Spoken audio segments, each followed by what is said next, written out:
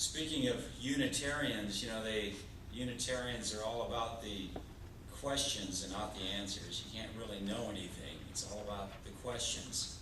So the question is, what do you get when you cross a Unitarian and a KKK member? Somebody who burns a question mark on your front lawn. Actually, I've heard our affirmation. I did see an earlier version even of our affirmation. Someone some years ago brought back a folder from a New England church. It was started in the 18th century, and it was essentially the same. So somewhere back there, it originated, and we are the beneficiaries. But we claim it.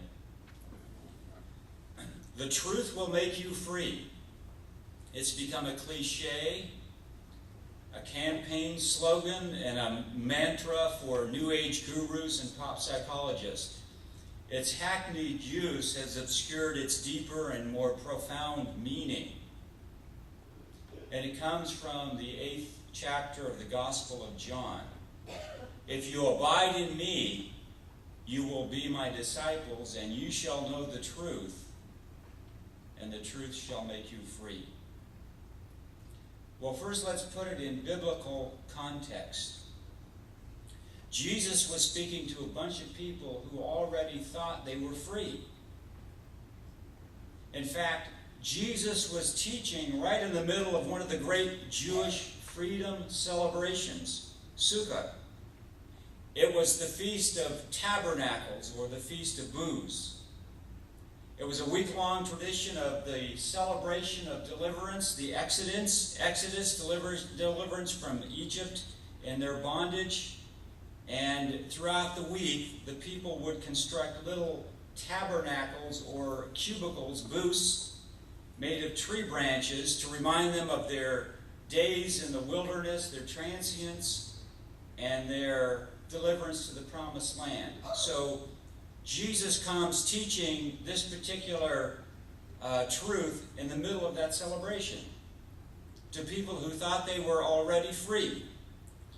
And never mind that the Jews for centuries continued to be a conquered people, first by the Egyptians and then the Persians, the Greeks, the Romans, on and on.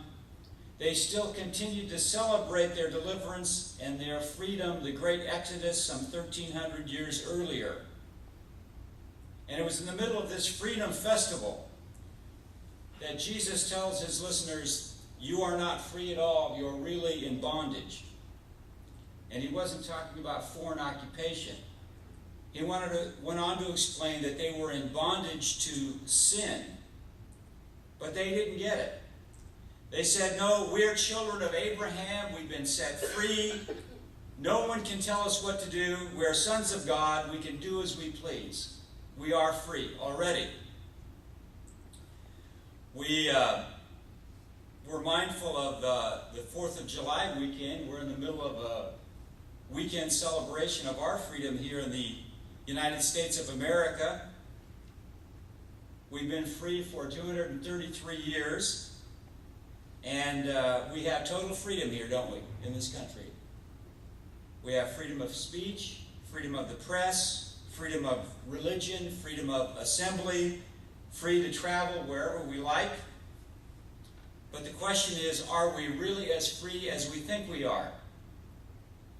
Jesus said there's only one thing that will make us free, and that is truth.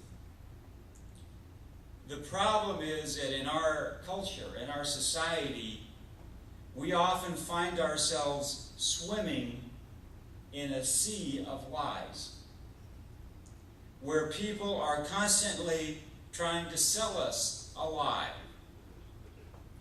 Now, you may have noticed that this week, Bernard Madoff received his sentence, 150 years in prison.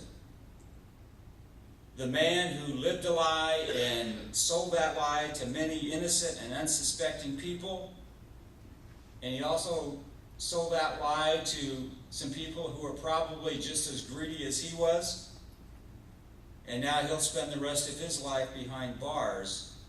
But ironically, when he was a free man, Madoff was most in bondage.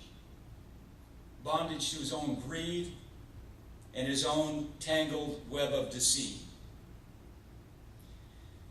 Now this week we also saw the beginning of the withdrawal of U.S. troops from Iraq. Remember, mission accomplished? Well, that wasn't true. And it took over 4,000 American men and women losing their lives to prove it wasn't true. The withdrawal was a bittersweet moment for the U.S.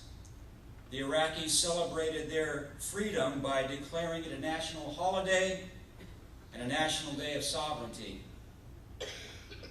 And one couldn't help but feel a kind of tacit snub in spite of the thousands of U.S. soldiers who were killed fighting for the freedom of Iraq, some even hours before the withdrawal. But we didn't hear much about Iraq this week, and we didn't hear much about Madoff or anything else because we were preoccupied with Michael Jackson 24/7. This brilliant,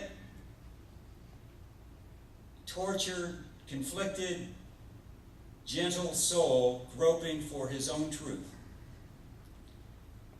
And maybe there are some parents of young children who knew Michael, who are still waiting for the truth to be told so they can find their own freedom. Or maybe Michael only really wanted to heal the world. We may never know. Well, the other piece of news that was obscured with Michael's death was it was kind of a little side note in the news, actually. It was the 40th anniversary of another event that brought forth freedom, a celebration of freedom. It was the 40th anniversary of the Stonewall Riots, 1969. If you don't know anything about the Stonewall Riots, it was really the beginning of the gay rights movement and the gay pride movement. The police had repeatedly raided gay bars in Greenwich Village, and finally, after one raid in 1969, the patron said, "We've had enough of this harassment," and days and weeks of violent confrontations between the gay population in Greenwich Village and the police department ensued. And so the gay rights movement was born in that moment. Well, the beginning of gay pride and the gay rights movement really was the fact that this community was no longer invisible. You see, for the gay community, the main obstacle against equality was invisibility. As long as people thought they knew no homosexuals, and as long as they had no awareness of that community, then there was no reason to doubt the media image of the gay community as nothing but a bunch of strange and pathological beings. But when real homosexuals had the courage to march in the light of day, people could see that, for the most part, they didn't look much different than anyone else, costumes aside. The truth will set us free. And sometimes, whether it be Greenwich Village or Iraq, people have to fight for their freedom. And by the way, if even conservative statistics are correct, at least 200 of those men who died in Iraq were gay men.